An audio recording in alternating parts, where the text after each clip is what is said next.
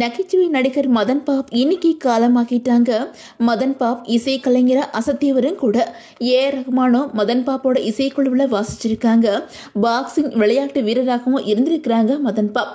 அந்த வகையில் நடிகர் மதன் பாப்பை நாம காமெடி கதாபாத்திரங்களில் ரசித்து பார்த்துருப்போம். இவங்களோட நகைச்சுவையும் தனித்துவமான சிரிப்பும் எல்லாருக்குமே பிடிச்சமானது. எக்கச்சக்கமான காமெடி கதாபாத்திரங்கள் நடித்து அசத்தியிருக்காங்க மதன் பாப்.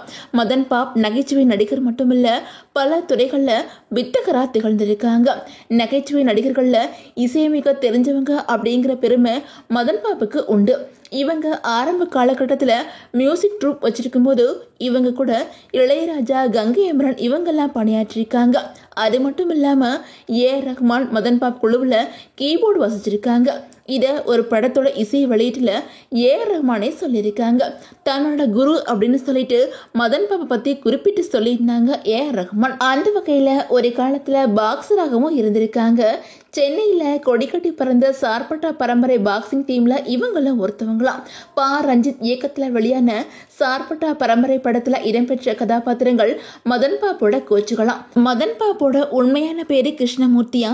இவங்க நடிக்கிறதுக்கு முன்னாடி இசை கலைஞராக பயணிச்சு வந்தபோது இசை ட்ரூப் வச்சிருக்காங்க.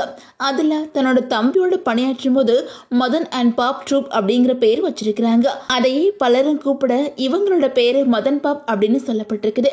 அந்த வகையில் கடந்த 1984 வெளியான நீங்கள் கேட்டவை படம் மூலமா இவங்க தமிழ் சினிமாவில் நடிகராக அறிமுகமானாங்க.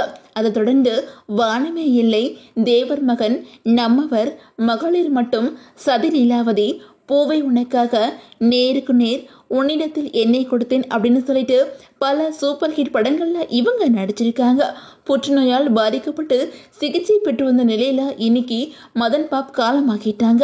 மதன் பாப்போட உடல் சென்னை அடையாறில் இருக்கிற அவங்களோட இல்லத்துல குடும்பத்தினர் அஞ்சலிக்காக வைக்கப்பட்டிருக்குது. இவங்களுக்கு 2 மகள்கள் இருக்கிறாங்களா. மதன் பாப்போட மறைவுக்கு திரையுலகினர் இரங்கல் தெரிவித்து வந்துகிட்டு இருக்காங்க.